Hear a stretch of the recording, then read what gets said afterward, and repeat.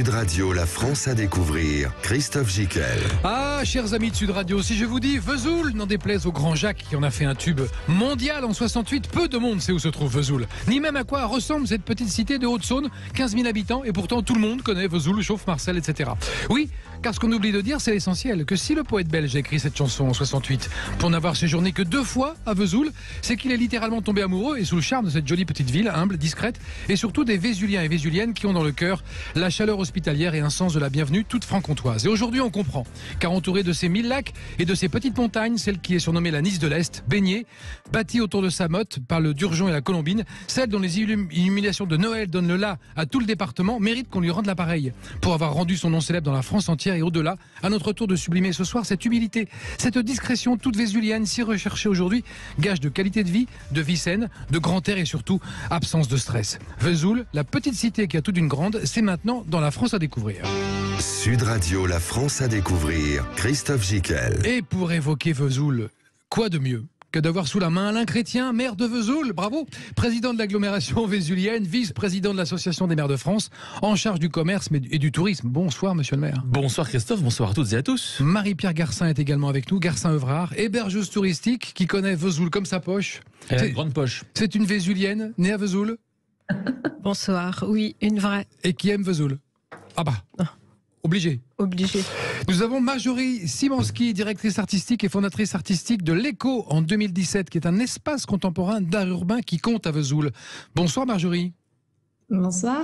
Est-ce que je vous demande quel temps il fait à Vesoul? Vous êtes en Zoom, en direct, là-bas il fait beau, chaud, machin? Il fait un tout petit peu gris. Oh, bah c'est pas comme chez nous. Exceptionnel. Oui, un peu partout comme sur toute la France. Et Boris Monin, qui est chef cuisinier, il possède son propre restaurant chez Monin à Vesoul. Bonsoir Boris. Bonsoir à tous. Alors on va parler un petit peu plus avec vous, Boris, de la cuisine méditerranéenne que vous défendez à Vesoul et de poissons, ce qui est quand même assez étonnant. Tout à l'heure, on parlait de votre douce, c'est le poisson d'eau douce. Poisson d'eau douce, mais Maurice. pas seulement. Mais pas seulement. Non, il adore aussi les poissons méditerranéens. Alors, pour parler de votre commune, monsieur le maire, on dit qu'elle est entre Belfort, Dijon et Besançon, donc 3 gros pôles touristiques, d'attractions économiques et voilà. Et comment on fait quand on s'appelle Vesoul et qu'on est au milieu de tout ça?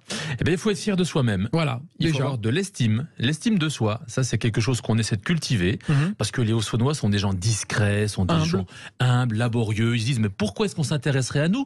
Il y a tellement de belles choses ailleurs. Bah non. Il y a aussi des belles choses chez nous. Absolument. Et notre boulot, c'est de les faire connaître, reconnaître.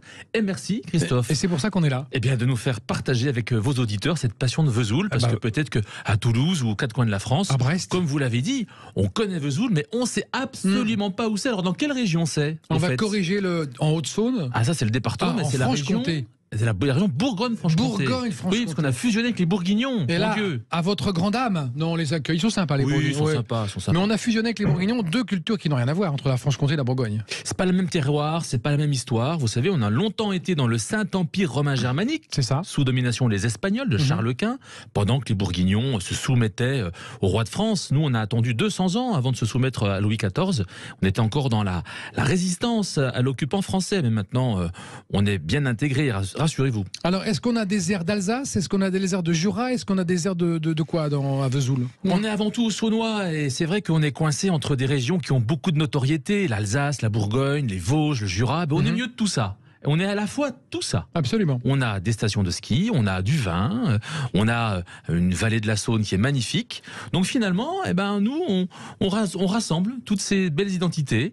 Et puis, même si on est un peu caché dans notre coin, on aime accueillir les gens. Quand même. C'est ce que fait Marie-Pierre Garcin-Evrard, qui est hébergeuse touristique à Vesoul. Qu'est-ce que les gens viennent chercher à Vesoul, Marie-Pierre? Qu'est-ce qu'ils vous disent en arrivant?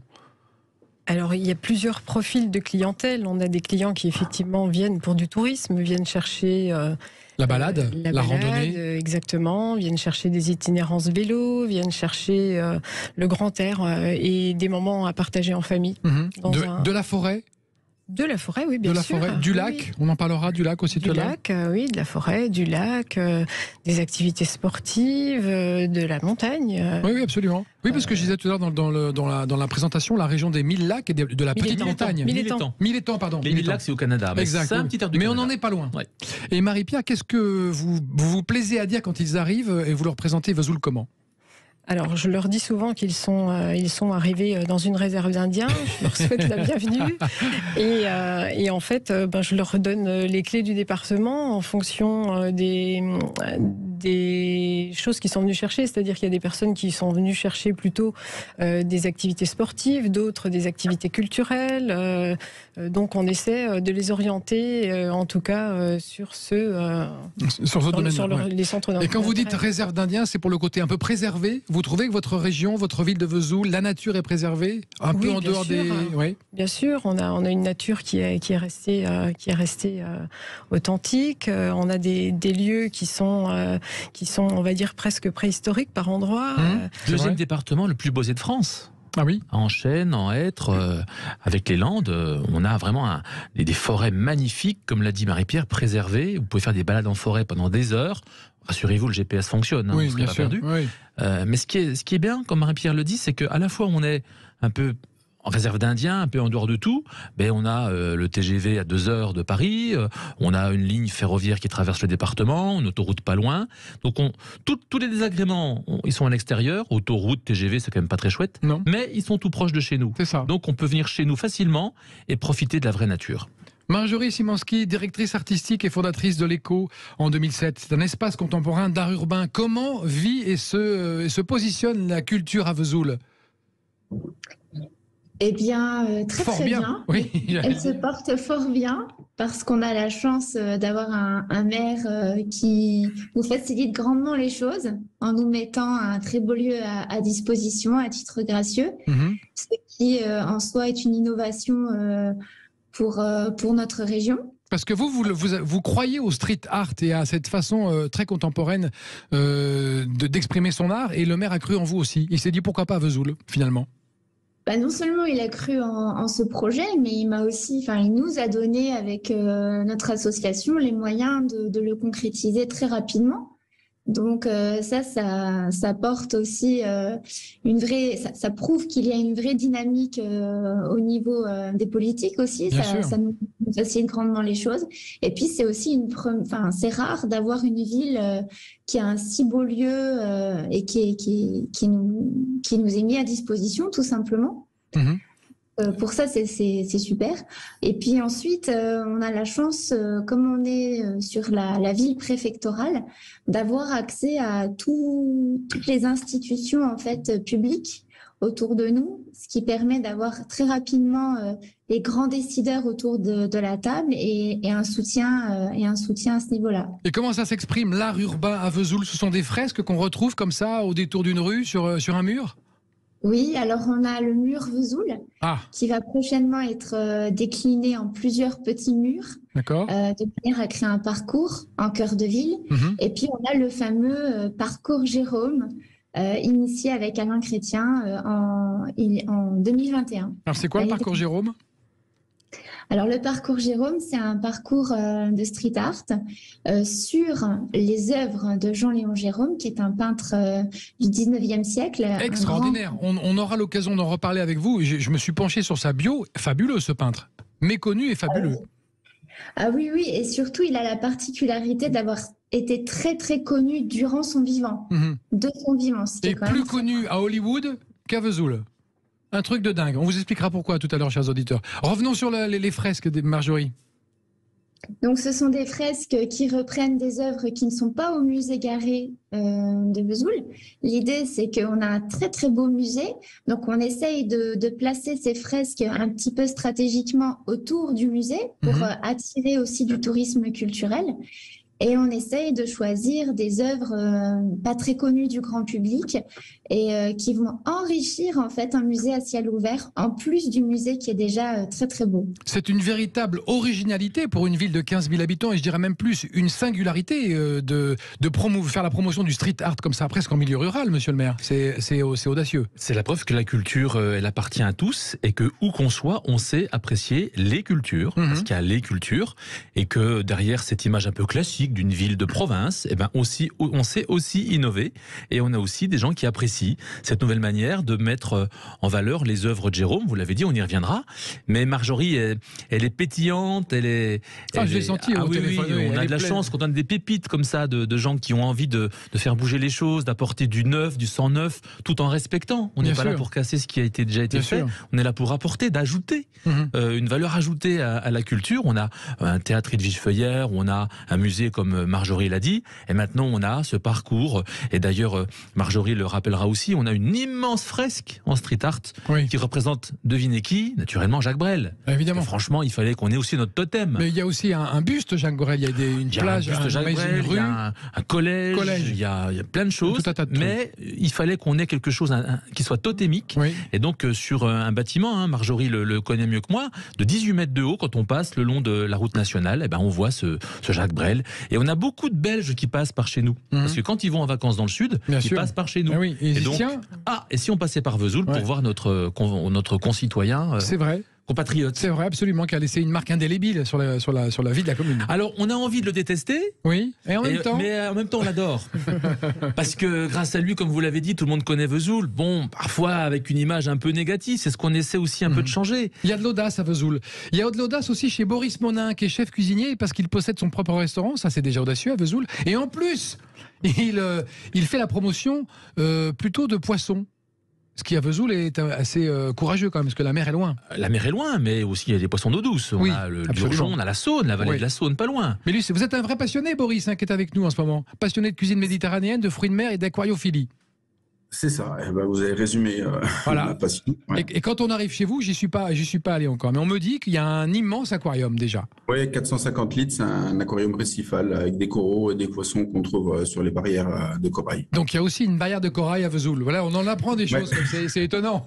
Et est-ce que vous avez alors vous cultivez les homards, non? Vous les mettez au frais C'est ça, j'ai un vivier à homards, pareil, qui fait 400 litres. Il y a en permanence une dizaine de homards chaque semaine dedans. Et maintenant, on apprend qu'il y a des homards à Vesoul. Et des huîtres bientôt peut-être, non? Des huîtres décembre-janvier. D'accord. Mais tout est prévu. Alors, parlez-nous de votre cuisine un petit peu. Alors, ma cuisine, comme vous l'avez dit, se tourne essentiellement sur le poisson de mer. Après, le gros travail, c'est d'essayer de marier les produits régionaux, plus typiquement haute-saunois, avec un poisson maritime. Après, je travaille quand même aussi les poissons d'eau douce.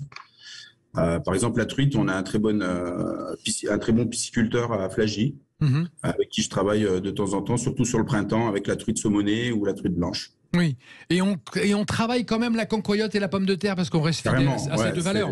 Et on dira comment, juste après la petite pause qu'on va faire ensemble, chers amis, car on est en train de découvrir cette ville étonnante de Vesoul, qu'on disait humble et discrète, mais finalement pas tant que ça. Très audacieuse, très dynamique, et qu'on retrouve dans un instant pour en parler encore plus. À tout de suite. Vesoul, la Nice de l'Est qui a tout d'une grande, présente. Sud Radio, la France à découvrir, Christophe Gicquel. Et pour découvrir cette étonnante petite ville de Vesoul, 15 000 habitants, avec son maire Alain Chrétien, qui est maire depuis 2012, Alain Chrétien. Rebonjour à toutes et à tous. J'ai envie de dire bravo aussi, 2012, pas mal, on tient la barre, ça fait 10 ans. On aime ça. Oui. Tout le monde, tous les maires ne le disent pas. Tout le monde, il y a des maires qui sont un peu des fois au bout du rouleau, mais vous, ça va. Ça va encore, le rouleau est encore épais. Président de l'agglomération vésulienne et vice-président de l'association des maires de France en charge du commerce et du tourisme. Et nous avons autour de cette table Marie-Pierre Garcin-Evrard, qui est hébergeuse touristique, mais pas seulement, qui est une vraie vésulienne, qui aime sa ville. Marjorie Simanski, directrice artistique de l'ECO, espace contemporain d'art urbain. Et Boris Monin, qui est chef cuisinier, avec qui on parlait tout à l'heure de l'élevage de homards et qu'on allait bientôt trouver, qu'on trouve déjà une barrière de corail à Vesoul et qu'on allait bientôt trouver des huîtres. Étonnant. Est-ce que vous trouvez de la cancoyote dans les rayons des supermarchés à Paris? Non. Peu. Il faut chercher. Ah oui, de la cancoyote. Oui, on en trouve. Moi, je suis pas très consommateur de cancoyote. C'est un des fromages les plus maigres du monde. Sans doute. De l'univers. La cancoyote, rappelons ce que c'est pour nos amis qui... c'est un lait caillé. Alors, je suis pas spécialiste, mais en gros, il y a beaucoup de protéines, très peu de graisse. Donc, vous pouvez en manger tant que vous voulez. Vous ne grossissez pas. Voilà, c'était la petite page de pub pour nos fromagers locaux. Et comment vous la travaillez, la cancoyote, Boris Monin? Alors actuellement, je la travaille dans un patate cake. En fait, je réalise un cake à la pomme de terre. Waouh. Ensuite, je creuse ce cake, je mets des escargots dedans et je le sers avec du méton soufflé et une sauce cancoyote. D'accord. C'est le deuil haute-saunois. Boris, il faut expliquer ce que c'est que le méton soufflé. Oui, le méton soufflé. Oui. Alors, le méton soufflé, en fait, c'est le méton. Le méton, c'est la partie La cancoyote, le petit lait? de la cancoyote, en fait. C'est ce qui aide à fabriquer la cancoyote. C'est la En fait, réalisation du lait caillé, séché.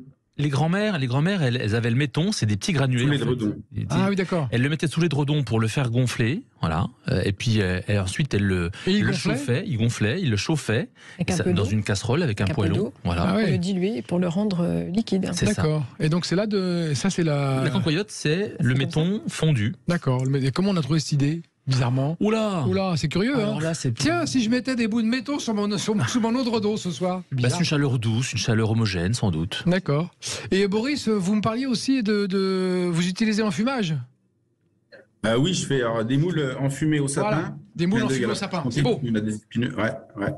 Servi avec une huile de sapin et une espuma de comté. C'est quoi une espuma? Alors, l'espuma, c'est une sauce de comté réalisée avec le jus des moules, de la crème. On met tout ça dans un siphon, on le gaz, donc ça l'émulsionne, ça la rend très légère. Et on verse ça par-dessus les moules. Et c'est voilà. Pour l'instant, c'est l'entrée coup de cœur. Je pense qu'on va la garder encore quelques mois parce que les gens en sont très très friands. J'aime bien l'esprit de Boris parce qu'il symbolise un peu l'esprit de Vesoul, ancré dans une certaine tradition et tourné vers une audace et une modernité.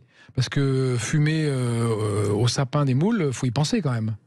Je trouve qu'on n'est pas des gens renfermés sur nous-mêmes. Non, Le Haut-Saônois, il est accueillant. c'est vrai. Effectivement, il est humble, il est discret, etc. Mais il est aussi accueillant. On a eu le Tour de France il y a quelques années. Ça faisait 40 ans que le Tour de France, maintenant à la planche des belles filles, c'est aussi connu. Hein, Bien sûr. Mais on a eu une étape de départ à Vesoul. Et les gens étaient fiers d'accueillir des gens de l'extérieur. Donc, on n'est pas des gens renfermés, on n'est pas des gens qui sont un peu soupçonneux, mais au contraire très très accueillants.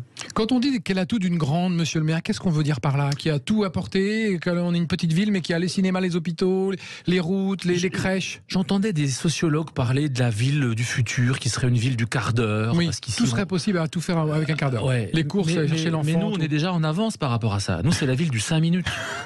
Nous, on fait tout en 5 minutes. Le centre-ville est à 5 minutes. Le matin, vous déposez les enfants à la crèche, vous prenez votre rendez-vous chez le coiffeur et vous arrivez au boulot à l'heure, Oui, c'est vrai. à 9h. Vous voyez? Donc c'est ça la vie vésulienne. Mhm. Et le soir, vous repartez, et ben vous avez encore plein de choses à faire après les heures de bureau ou les heures de travail. D'accord. Parce qu'il y a du temps pour vous, parce que tout le temps de transport, les complexités qu'on a dans les grandes villes, on les a pas chez nous. Mhm. Et on a un potentiel énorme. Alors je vous le dis, bienvenue à Vesoul, venez vous installer à Vesoul. La vie y est pas chère, la vie y est simple, C'est vrai. la vie y est heureuse. Et l'immobilier ne doit pas encore flamber comme un peu partout dans les grandes villes. Ça Vous va. avez un immobilier à 1 000 € du mètre carré, vous avez Non, à 1 000 bien sûr, et des appartements de qualité dans le centre ancien à Vesoul, des choses qui ont de la valeur, Mhm. donc vous pouvez vous loger facilement. En plus, parlons de l'aspect physique de cette petite ville. Elle est entourée, enfin, elle s'est construite autour d'une motte. Alors oui, Vesoul, c'est la motte. La motte, c'est notre tour Eiffel à nous. C'est ça. Donc c'est une colline petite colline. conique, De combien de mètres? Il y a un débat. 371 371 mètres. 75 pour moi. Mais Il y a bon. 4 mètres, mais Bon, il paraît que c'est les arbres qui ont poussé. C'est ça. Et donc avant, il y avait un château moyenâgeux qui a été détruit justement pendant les guerres contre Louis XIV et un peu avant. Et puis la ville s'est développée autour de cette Autour. colline. Assez nichée. curieux. Il y a peu de villes en France comme ça. Et c'est très symptomatique. La ville, elle est circulaire. Mhm. Elle tourne autour de la motte, De cette petite colline. de cette petite colline. Et puis au 19e siècle, le choléra a frappé beaucoup de régions et nous, on a été épargnés. En 1854, et donc les Vésuliens de l'époque ont construit une chapelle au sommet de la motte pour remercier la Vierge Marie. Apparemment, Ah oui. c'était elle qui était responsable de nous avoir protégés contre le choléra. Et depuis ce sommet, on a une vue magnifique Il sur la paraît. ligne bleue des Vosges. On voit même le Mont Blanc Oui, quand le temps est clair. quand le temps est clair. Mais on a vraiment une vue magnifique sur le centre-ville, sur le grand Vesoul, et puis cette ligne bleue des Vosges. Et puis donc au pied, on a des hôtels particuliers.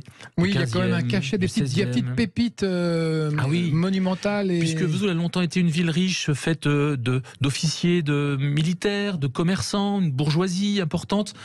Sainte-Catherine, c'est le marché, les grands commerces, les grands marchés du on Moyen-Âge. va en parler de Sainte-Catherine, c'est bientôt. Et voilà, donc avant l'hiver, on avait des marchés très très riches, Mhm. où on s'échangeait Marché aux bestiaux. beaucoup de marchés aux bestiaux. Donc on a une histoire riche, une histoire rayonnante. Mhm. Qu'est-ce que vous dayez de votre ville, Marie-Pierre Garcin-Evrard? Quand vous la connaissez, vous l'adorez, mais qu'est-ce que vous dayez? C'est une ville qui a un cachet, qui a son petit côté patrimonial, qui a sa personnalité. Bien sûr. Alors en fait, on a un patrimoine architectural. On a, il y a une vieille ville. On a une vieille ville, bien sûr. On a un lac avec beaucoup d'activités l'été autour de ce lac. En fait, on a une plage, on a une base de voile, on peut y faire du paddle. Comment il s'appelle le lac ? Le lac de Vesoul-Vèvre, tout simplement. Vesoul-Vèvre. Vèvre, c'est la commune d'à côté. Oui, d'accord. On est liés. Ok. On peut y faire de la rosalie, c'est-à-dire des vélos à 4 roues qu'on utilise en famille et on fait le tour du lac qui fait environ 5 km. On peut y faire du tennis puisqu'on a des terrains de tennis sur place. On a un parc aquatique qui s'appelle le Ludolac. Il y a un grand camping aussi où on peut accueillir bien sûr des touristes. Ouais, vous accueillez des touristes à la pelle l'été. À la pelle à la pelle de pelleteuse. Beaucoup d'étrangers d'ailleurs. C'est vrai. De plus en plus. On a beaucoup de... Enfin, moi-même, Allemands, dans les hébergements, je le constate. En priorité, surtout, la première nationalité, c'est les Belges. Ouais. Ensuite, on a des Néerlandais, des Suisses et des Allemands. D'accord. Bon, faut dire que c'est aussi nos voisins. Ah oui, absolument. Mais de plus en plus, ces étrangers se déplacent pour des séjours touristiques. Auparavant, ils ne faisaient que traverser le département pour se rendre de leur lieu d'habitation à un lieu de vacances. Mais aujourd'hui, ils s'y arrêtent. Et c'est là que c'est nouveau. C'est que, on en parlait avec Marie-Pierre tout à l'heure. Depuis quelques années maintenant, les gens viennent à Vesoul. Ils se disent pas, il faut s'arrêter parce que la route est longue, donc on va s'arrêter là. Ils disent, tiens, et si on s'arrêtait à Vesoul? Parce que finalement, à chaque fois on passe et on s'arrête pas. C'est vrai. Et il y a 2 ans, on a eu la fierté d'avoir notre première étoile au guide vert Michelin. Ah, bravo. Grande fierté, vous savez, le guide Michelin, il y a 3 étoiles. Absolument. Il y a intéressant, vol des tours et à ne pas manquer, quelque chose comme ça. Que les professionnels du guide Michelin ne m'envoient pas, je crois que c'est ça. Et là, on a eu notre première étoile. Intéressant. Pas mal. Pour nous, c'est une belle reconnaissance. Oui, parce que ça signifie qu'on s'arrête à Vesoul et qu'on s'y intéresse. C'est ça qui est bien. Alors qu'avant, on y passait. Les professionnels le constatent. On va revenir un petit peu avec vous, Marjorie, sur le parcours Jérôme. D'abord, il faut nous présenter qui était ce personnage extraordinaire, Jean-Léon Gérôme, peintre du 19e. Alors, Est-ce qu'il était contemporain de Courbet? Oui. Oui. Et alors pourquoi aujourd'hui on connaît moins Jean-Léon Gérôme que Courbet? Vous avez 2 ans. Il a eu un gros différend avec les impressionnistes. Oui, c'est ça. Au moment où il commençait, c'était l'avant-garde au début du 19e et il n'a pas du tout eu. Il n'a pas adhéré. Il s'est même opposé à ça. Donc ça, sur sa carrière, c'est moche. Mais tout le reste est fabuleux. Il a tout le reste. terminé. Ah oui, mais tout le reste est extraordinaire. Racontez-nous en 2 mots qui était-il et pourquoi il a marqué la peinture au 19e. Pour moi, c'est un peintre photographique. C'est ça. Déjà parce qu'il s'inspirait beaucoup de photos et c'est aussi un peintre qui a voyagé. Contrairement à d'autres qui ne prenaient pas cette démarche-là, lui, il s'est rendu au Caire, en Orient, et il a capté la lumière de là-bas et ça a énormément alimenté son travail d'atelier par la suite. Et puis, c'est un peintre un petit peu ambigu, difficile à cerner. C'est vrai. Donc, moi, je le trouve très, très riche dans tout ce qu'il a pu faire. Et puis, il a surtout formé plus de 2000 élèves en 40 ans de professorat aux Beaux-Arts de Paris, ce qui est quand même pas rien. Et sa peinture, c'est vraiment une peinture de grande, grande qualité. Donc, on peut vraiment en être fier. Et par rapport à Courbet, Courbet était un peintre un petit peu paresseux, qui n'utilisait pas les bons pigments pour peindre, alors que Jean-Léon Gérôme était un peintre académique. Et aujourd'hui, les peintures de Courbet se nécrosent sur elles-mêmes. Donc, les conservateurs s'arrachent les cheveux pour savoir comment on va faire tenir ces peintures dans le temps, alors que celles de Jean-Léon Gérôme vont perdurer et défier les siècles. On a tout aujourd'hui pour promouvoir ce peintre, le faire connaître. Il est déjà très connu à l'étranger et on a vraiment de quoi bomber le torse. On va continuer à parler de Jean-Léon Gérôme qui permet aux Vésuliens et aux Vésuliennes de bomber le torse dans un instant sur Sud Radio. Et on saura pourquoi il est très connu à Hollywood. Restez avec nous, à tout de suite. Vesoul, la Nice de l'Est qui a tout d'une grande, présente. Sud Radio, la France à découvrir. Christophe Gicquel. Et avec Alain Chrétien, maire de Vesoul, nous parlons et nous évoquons cette Nice de l'Est. Pourquoi on dit Nice de l'Est, monsieur le maire? Parce qu'en fait, il fait moins froid qu'ailleurs. Ah ouais? Oui, il y a toujours 2-3 degrés d'écart avec les villes avoisinantes. D'accord. Donc il fait déjà très froid en Franche-Comté, Bourgogne, ça caille. Il y a Mout, Mout, c'est le plus froid de France. Il y a Langres aussi. Langres, c'est quand même pas mal non plus. On salue nos amis langrois. Absolument. Mais comme on a aussi envie d'être fiers de nous, on s'est comparé un peu à Nice. Ouais. Et on s'est dit, comme on est dans l'Est, on sera à la Nice de l'Est, parce que comme il fait chaud à Nice, il fait chaud à Vesoul, donc on a au moins ça en commun. Et en plus, je disais dans le lancement, vous étiez réputé pour vos illuminations de Noël. Ah oui, ça on met le paquet. Ouais. On met le paquet parce que c'est aussi un gage d'attractivité. Les gens viennent voir les illuminations de Noël au centre-ville. On veut vraiment faire quelque chose de qualitatif pour faire venir les gens qui découvrent Vesoul. Et on a beaucoup de gens de la grande région qui viennent faire leurs courses au centre-ville de Vesoul au moment de Noël pour justement voir ces illuminations. D'accord. Boris Monin, vous avez pensé à un plat pour Noël déjà ? Pas encore. Non. Mais vous avez une inspiration ? On y réfléchit. C'est compliqué pour les restaurateurs avec les produits de luxe. Cette fin d'année, elle va être différente de d'autres. C'est vrai. Mais vous allez peut-être moins vous concentrer sur le poisson alors peut-être, non ? Je ne saurais pas vous dire. Je pense qu'on va rester sur la volaille, ça c'est une valeur sûre. En toujours. Oui, bien sûr. Marie-Pierre Garcin-Evrard, vous vouliez parler du tourisme fluvial. Oui. Vous m'avez dit en antenne, il faut absolument qu'on parle du tourisme fluvial. Alors, pas que, mais on a un vrai tourisme vert, absolument. Que ce soit en quelques chiffres. On a quand même 140 km de voies navigables, en l'occurrence sur la Saône. On a 130 km de pistes cyclables, de voies cyclables, avec des parcours qui sont très connus, puisqu'en fait, en Haute-Saône, on a l'Eurovélo 6, qui est une voie cyclable, un parcours cyclable qui part de l'Atlantique et qui va jusqu'en mer Noire. En l'occurrence, on l'appelle souvent la Nantes-Budapest, donc elle passe dans le département. On a aussi cette autre voie qui s'appelle la Voie Bleue, qui elle part de Luxembourg et va jusqu'à Lyon. D'accord. Donc c'est quand même des axes qui sont très empruntés. Oui, puis qui se connectent avec d'autres axes européens. Aussi.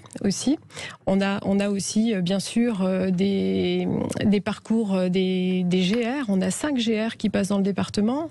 Donc les sentiers de grande randonnée. On en a 2 qui sont relativement connus, puisqu'on a bien sûr les chemins de Compostelle qui passent à travers la Haute-Saône, mais on a aussi la Via Francigena. Donc cette voie, elle part de Canterbury dans le sud de l'Angleterre et elle va en Italie jusqu'à Rome. À Rome, voilà. D'accord. Tout à fait. Et donc on est plutôt sur une terre de randonnée, de découverte, de slow tourisme, d'appréciation, de déconnexion du monde moderne et on est en immersion dans la nature. Exactement. On est dans du slow tourisme, dans du tourisme vert. Pour revenir aux voies navigables, on a quand même en Haute-Saône 6 ports. D'accord. On a des ports de plaisance. Dans lesquels on peut louer des petites péniches. Exactement, c'est ce que j'allais vous dire. En fait, on a des bases de location de bateaux et beaucoup de personnes louent ces bateaux pour une semaine ou simplement l'espace d'un magique. Moi, pour l'avoir fait souvent, les locations de bateaux, c'est magique. Ouais. C'est une déconnexion extraordinaire. Le week-end, 3 jours avec des potes, génial. Ou même en famille, avec des enfants. En famille, oui. Bien sûr, les passages d'écluses. Oui. Les passages d'écluses. On va y arriver. C'est vrai que c'est rigolo. Allez, vous en faites un petit peu, monsieur le maire, du tourisme fluvial, non ? Oui, ça arrive. Oui, on a l'habitude de. Vous, de toute façon, vous êtes rompu à l'exercice. Oui. Randonnée, vélo, tourisme fluvial. Le chemin de halage, on fait le vélo le long du canal. On a le canal tunnel de Saint-Albin. En fait, c'est un tunnel fluvial. C'est un canal recouvert, en fait. Exactement, c'est un tunnel qui fait à peu près 700 mètres. Et auparavant, les chevaux... alors, à l'intérieur du tunnel, on conserve encore des chaînes, puisqu'en fait, les bateaux, sur les chemins de halage, étaient tractés par des chevaux. Et au moment où ils étaient sous le tunnel, les hommes devaient hisser les bateaux avec ces chaînes. Et les chevaux contournaient le tunnel et ensuite reprenaient leur travail de tractage. Donc, c'est les hommes qui faisaient le relais entre les deux, l'entrée et la sortie. En fait, à l'intérieur du tunnel, on conserve encore ces chaînes qui... alors elles sont peut-être plus tout à fait toutes là, mais en tout cas, on a encore ce patrimoine. C'est aussi une terre de tradition et de mémoire, quand même. Fait. Le pays de Vesoul, de la vallée on est dans la vallée de la Saône, là. Et on a des châteaux dans cette vallée de la Saône. En l'occurrence, quand vous sortez du tunnel de Saint-Albin, vous avez la vue sur le donjon du château de Rue-sur-Saône. Et quand on poursuit sur cet axe de la rivière, on arrive ensuite sur le château de Ray-sur-Saône, qui est un fleuron du département. Qui sont des châteaux médiévaux. Oui, tout à fait. Châteaux forts. Château fort sur des éperons rocheux, qui permettaient de contrôler les passages des rivières. Oui, tout à fait. Et hanté, on dit aussi hanté, il faut dire hanté. Si on y croit. Il y a toujours des légendes. Il y a des légendes en Franche-Comté aussi, beaucoup. Il y a des légendes en Franche-Comté. À Vesoul, il y en a ou pas ? Alors, non. C'est une terre de raison, en fait. Oui, c'est une terre. Oui, on n'est pas dans la sorcellerie, on n'est pas dans le vaudou. Voilà. Non, On est dans la vérité. On est dans la vérité Oui, vraie, voilà. oui. c'est Terre ça. de vérité vraie. Si je Ouais. mens. C'est ça, comme dirait vérité, si l'autre. je mens. Ah oui, c'est ça. Comme à Sud Radio, on est dans le parlons vrai. Marjorie Simanski, on va revenir sur ce personnage extraordinaire, ce peintre du 19e. Comment se fait-il, et ça je vais poser la question au maire aussi, qu'on n'a pas encore de musée complet pour son œuvre, dédié à lui, à son nom? Alors, qui répond? Marjorie. À Marjorie. Et après, je complète, Marjorie. Ok. Après, Alors je complète. attention Marjorie, parce que le maire écoute. On va avoir un musée à ciel ouvert. Bonne réponse, parfait. Très bien. Exactement. Pas mal. Non, mais c'est vrai, Marjorie a raison. On va déjà faire venir les gens de Vesoul au musée. Parce que beaucoup ne connaissent pas Jean-Léon Gérôme.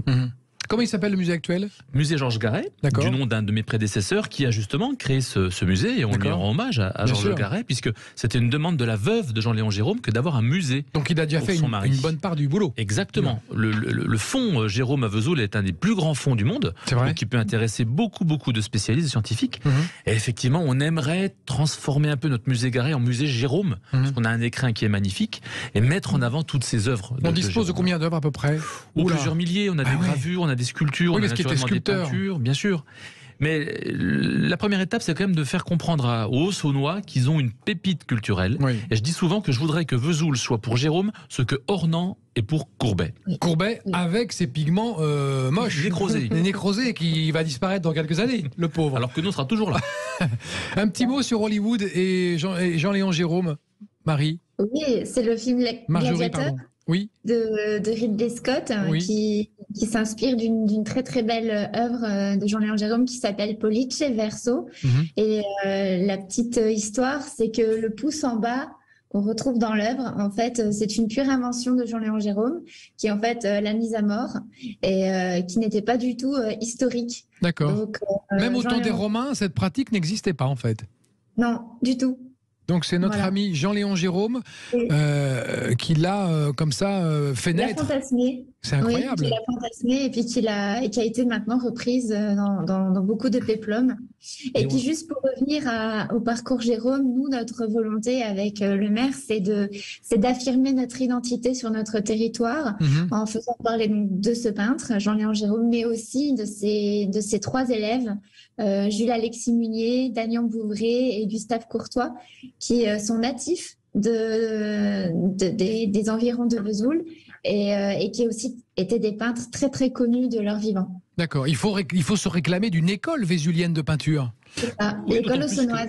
On fêtera Haut-Saônoise. le bicentenaire Oui. de la naissance de Jean-Léon Gérôme, 1824. Et on a un rêve commun avec Marjorie, on peut le dire, Marjorie. Oui. Si on pouvait faire venir Ridley Scott pour inaugurer notre nouveau musée Jérôme. Écoutez, moi j'ai son téléphone, ce serait- je l'appelle ce soir. Christophe, Allô Ridley, franchement, si vous pouvez réaliser est-ce que notre tu rêve, connais Vesoul? là, Non. ce serait génial. Mais en tout cas, ce serait vraiment significatif parce que c'est quand même grâce à Jérôme que Ridley Scott a réussi ses films, Absolument. notamment Gladiator, qu'on connaît Ouais, tous. ouais, ouais. Donc ce serait quand même un clin d'œil d'Hollywood à Vesoul qui repose Mhm. sur une réalité. Oui, et ce qui a plu certainement aux réalisateurs hollywoodiens, c'est dans les peintures de Jean-Léon Gérôme, cette luminosité, c'est ce réalisme, cette clarté cinématographique. C'est vrai qu'on a l'impression de voir un plan cinéma quand on voit ces tableaux, on est d'accord? Tout à fait, avec des contre-plongées, c'est incroyable. Ouais. Et on a une fresque, enfin un pignon avec Alain en vue qui reprendrait d'un point de vue cinématographique qui serait parfaite pour le fameux Pollice Verso, Mhm. avec des vieilles pierres tout autour qui pourraient être remises avec une scénographie d'arène. Donc voilà, c'est un projet un peu lourd, mais on espère On va y surtout que arriver. ce projet se précisera. Et donc le musée Vesoul, on prend date, ce sera quand? Le musée Jean-Léon Gérôme? Alors déjà bicentenaire, Oui. 2024, D'accord. où là on va rénover l'ensemble du fond parce qu'on a beaucoup d'œuvres qui nécessitent une rénovation pour être exposées. Mhm. Donc on se dit que dans les années qui viennent, Jérôme va monter en puissance à Vesoul, en Haute-Saône, en Bourgogne-Franche-Comté et dans le monde. C'est bien, il faut le faire connaître ce garçon. Et surtout son travail et son œuvre Oui. dont la notoriété doit rejaillir sur la ville. Exactement. Il n'y a pas d'autre choix. On parle d'un festival cinéma aussi, le festival du cinéma d'Asie. Curieusement, encore une audace, c'est chez vous, Eh oui. à Vesoul. Ah bah ça c'est une histoire particulière. Ce sont nos amis Jean-Marc et Martine et Jean-Marc Terouane qui sont des professeurs et qui ont une passion pour le cinéma asiatique Mhm. et qui ont commencé avec quelques amis il y a bientôt 30 ans et qui aujourd'hui en font un festival de renommée mondiale avec des concurrents comme Séoul, enfin Busan en Corée du Sud notamment. Ils sont présents dans tous les grands plateaux mondiaux et on accueille, je crois, 30 000 personnes chaque février de chaque année. Et c'est aussi une belle fierté qu'ils ont construit un beau festival. Et c'est aussi là une question de notoriété. Mais c'est surprenant d'avoir un festival de cinéma d'Asie à Vesoul. Mais toute l'Asie se retrouve à Vesoul tous les ans au mois de février. C'est toujours dans le même thème, un peu Vesoul, entre son audace, sa modernité et ses traditions. Là, on est vraiment dans l'audace parce qu'on va chercher du cinéma dans l'Asie. Mais on reste quand même vésulien dans l'âme et on accueille une ouverture sur le monde, grand angle. Oui, parce que les Terroirs le disent souvent, ça reste un festival familial. Oui. Un festival où les gens se retrouvent, il n'y a pas de fioritures, il n'y a pas d'artificiel, beaucoup d'authenticité. Et je crois que ce qui fait notre force, c'est notre sincérité, notre authenticité. On n'est pas là pour vendre du vent, on est là pour vendre de la réalité, pour vendre des valeurs qui nous sont chères, n'est-ce pas Marie-Pierre ?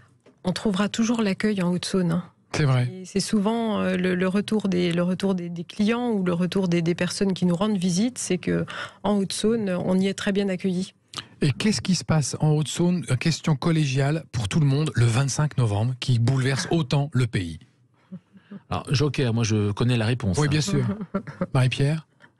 Il y a des filles qui défilent avec des chapeaux de Catrinette pour trouver un mari. Oui, c'est ça. Il y a des petits cochons qui courent dans les rues. Des courses de petits cochons. Il y a des courses de petits cochons et des filles qui courent dans les rues après les petits cochons. C'est quand même très curieux, cette tradition.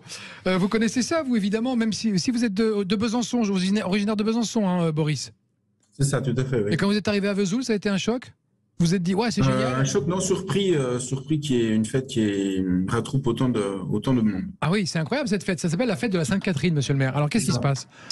Tous les 25 novembre, sans qu'on fasse aucune pub, hein. Non. Rien. Désolé, même sur Sud Radio, il n'y aura pas d'écran publicitaire sur la Sainte-Catherine. Pas besoin. Entre 25 et 30 000 personnes spontanément dans les rues de Vesoul. C'est cours après les petits cochons. Alors plus trop en ce moment parce qu'avec la grippe porcine, c'est vrai. bah oui, c'est ça le problème. Moi, je vivement que reviennent des petits cochons dans Vesoul. Bah oui. Il paraît qu'on ne peut plus peser le cochon. Bah non, ça c'est la tradition. Moi, j'aimais bien peser mon petit cochon. Vous le faisiez vous-même? Ah oui, c'est la tradition. D'accord. J'ai instauré cette tradition. Le maire doit peser le petit cochon à la Sainte-Catherine. D'accord. Entre 15 et 25 kilos quand même, hein, la bête. Ouais. Donc il faut quand même. Après, je la refile au préfet. Ah, et oui, c'est aussi une mission. Et qu'est-ce qu'il en fait, le préfet? Après, il le laisse par terre parce que parfois il fait pipi dessus. Non, mais c'est super. On est une des dernières grandes foires agricoles du Moyen-Âge. Ce sera la 762e. C'est ça, édition. 762e édition de la Sainte-Catherine, où le matériel agricole, tout ce qu'on plante après la Sainte-Catherine, ça prend racine. Voilà, donc on a vraiment là une authenticité totale. Les gens aiment se retrouver. J'aime bien quand il fait bien froid, un froid bien sec, où on boit du vin chaud avec les copains dans les rues de Vesoul. Et ça rigole. Ça, c'est la Sainte-Catherine. Et c'est bon enfant. Alain, t'as oublié quelque chose quand même. Attention, Alain. On offre aux enfants, enfin même aux adultes, on offre des petits cochons en pain d'épices avec un sifflet en bois de buis en guise de queue de cochon.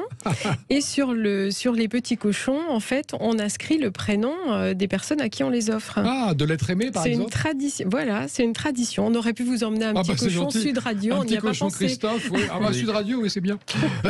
650 camelots quand même.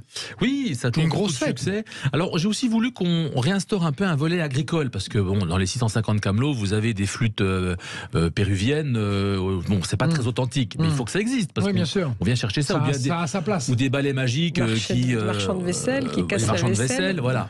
Donc, j'ai voulu vraiment aussi qu'on redonne une place à nos agriculteurs. On a aussi donc un concours où on vend des genisses, où on vend des vaches, un concours des chevaux aussi. Et là aussi, les agriculteurs aiment montrer leur savoir-faire à la Sainte-Catherine. C'est aussi ça l'image traditionnelle de notre Sainte-Catherine, c'est de montrer le savoir-faire agricole de nos paysans. D'accord. Restez avec nous, chers auditeurs de Sud Radio. Nous allons continuer dans le dernier quart d'heure à faire connaissance avec cette ville incroyable, audacieuse, moderne et traditionnelle où on court après les petits cochons. Vesoul, en Haute-Saône. À tout de suite. Vesoul, la Nice de l'Est qui a tout d'une grande, présente. Sud Radio, la France à découvrir. Christophe Gicquel. Oui, nous sommes à Vesoul. Oui, nous sommes avec Alain Chrétien, son maire, avec Marie-Pierre Garcin-Evra, avec Marjorie Simanski et avec Boris Monin, son chef cuisinier emblématique. Enfin, un des chefs cuisiniers emblématiques, étonnant et audacieux, qui fait des choses tout à fait incroyables et qu'on retrouve à Vesoul. Vous êtes situé où, Boris? À Vesoul même? Sur la place? Sur une place? Dans une rue? Boris? Vous entendez pas, Boris? Allô, Boris? Oui, quartier Les Aberges, ouais. Une petite coupure, ouais. Ouais, vous êtes situé où? Quartier Les Aberges. Donc c'est quoi le quartier des Aberges? C'est à la sortie de la ville. Oui. C'est la sortie de la ville, me dit-on. On a une magnifique vue sur la plaine de Vesoul, la plaine du lac. Au pied de la Motte, un peu. Ouais. D'accord. Sur les contreforts. Alors Marjorie Siminski, un petit mot pour vous, directrice artistique et fondatrice artistique de l'ECHO en 2017, Espace contemporain d'art urbain. Comment on fait dans une petite ville comme Vesoul pour rendre l'art contemporain, et notamment les fresques, pas trop tape à l'œil, avec goût, parce que c'est toujours un peu envahissant ces fresques sur les murs, et comment les Vésuliens les perçoivent? Comment vous avez pris des précautions pour leur faire comprendre que c'est de l'art ce qu'on met sur leur mur? En faisant appel à des artistes qui sont dans un premier temps dans la copie, un peu une copie conforme, une copie à l'échelle. Donc on a fait appel à un Italien, Andrea Ravomattoni, qui est connu pour être un des plus habiles copistes de la scène urbaine street art, et aussi en travaillant de concert avec l'architecte des bâtiments de France. Donc on est fidèle aux pigments d'origine, à la chromatique de l'œuvre d'origine, ce qui fait que ça se prête très très bien en fait sur de la vieille pierre. Donc on est sur de la fresque qualitative, et tout l'enjeu c'est de ne pas défigurer. Oui, et les prochaines, donc ça c'est pour les 3 œuvres que nous avons façonnées. Il y en a déjà 3 donc qui sont à Vesoul, qu'on peut voir, et qui sont pérennes, hein, qui vont rester là tout le temps. Ah oui, oui. D'accord. Elles sont garanties 25 ans. 25 ans, oui. Oui. Les prochaines, on aura cette fameuse copie du Police Verso, parce que je pense qu'elle va être phénoménale, celle-là. Ouais. Et puis ensuite, on ira peut-être chercher aussi ce qu'il y a dans l'ADN du street art, c'est-à-dire revisiter le sujet sous une touche plus contemporaine, avec des grands noms de la scène urbaine du moment. L'idée, c'est d'attirer ces grandes figures du street art dans notre petite ville, et d'affirmer une identité culturelle et surtout picturale forte. Vous aimeriez que Vesoul soit repéré sur la scène internationale du street art comme une étape obligatoire? Incontournable en tout cas. Et c'est pas du tout une ambition qui est hors de portée, puisqu'il faut quand même savoir que Google a déjà son parcours de street art. Très bien. Référencie les plus belles fresques dans le monde entier.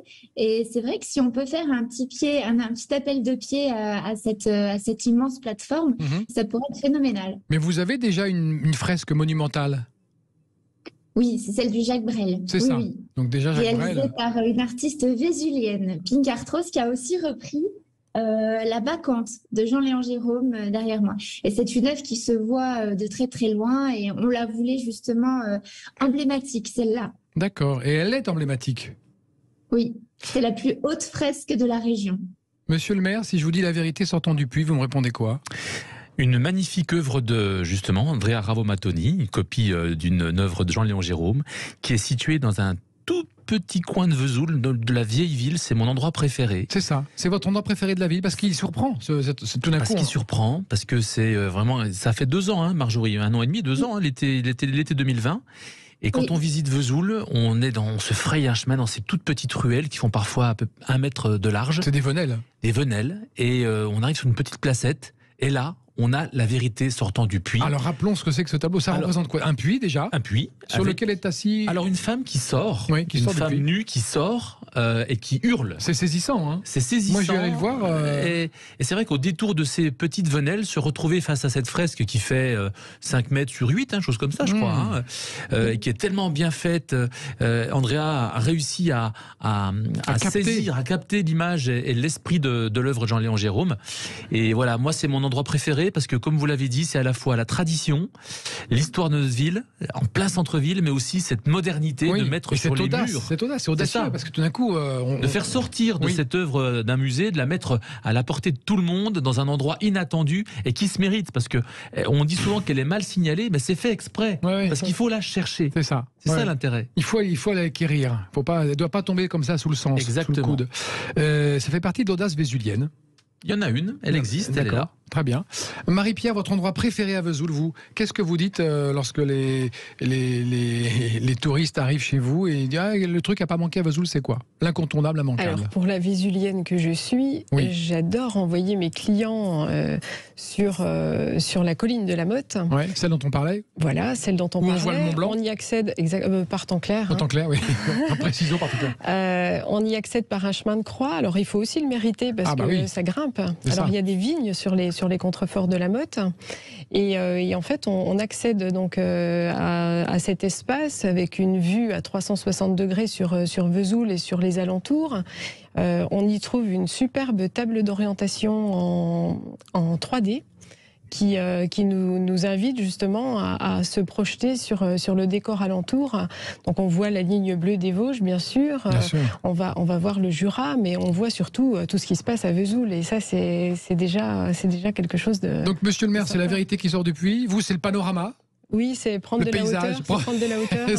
On en prend aussi quand on veut faire sortir la vérité du puits. C'est ça. Boris Monin, chef cuisinier, restaurant chez Monin. C'est quoi votre coin préféré à Vesoul que vous vendriez, entre guillemets, à un touriste qui ne connaît pas la ville ? Le lac de Vesoul. Étant papa de petits-enfants en bas âge, je ne vais pas dire tous les dimanches, mais au moins un dimanche sur 2, c'est la balade autour du lac avec les vélos. Lac que vous aimeriez voir salé, que vous avez fait la demande auprès du maire, et curieusement, il arrive. Pendant que je suis avec le maire, là, si on pouvait mettre un peu de sel, comme ça, j'aurais pas besoin d'aller chercher les homards si loin. Bon, bah, tant qu'il n'y a pas de requin au fond du lac, ça me va. Ouais. Et vous, Marjorie Simanski, c'est quoi votre coin préféré à Vesoul ?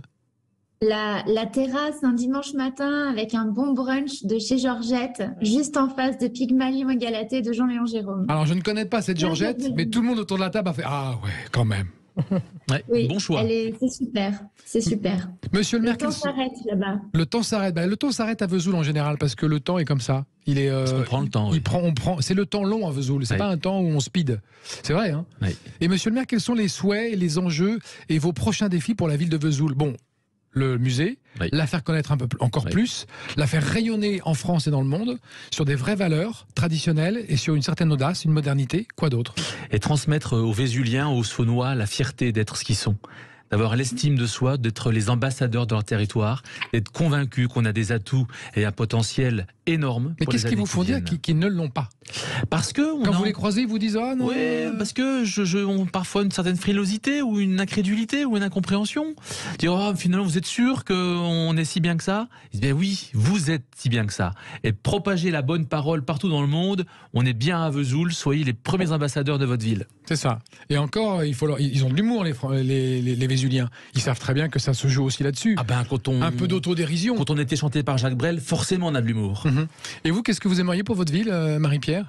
La voir se développer encore plus sur le plan touristique, évidemment.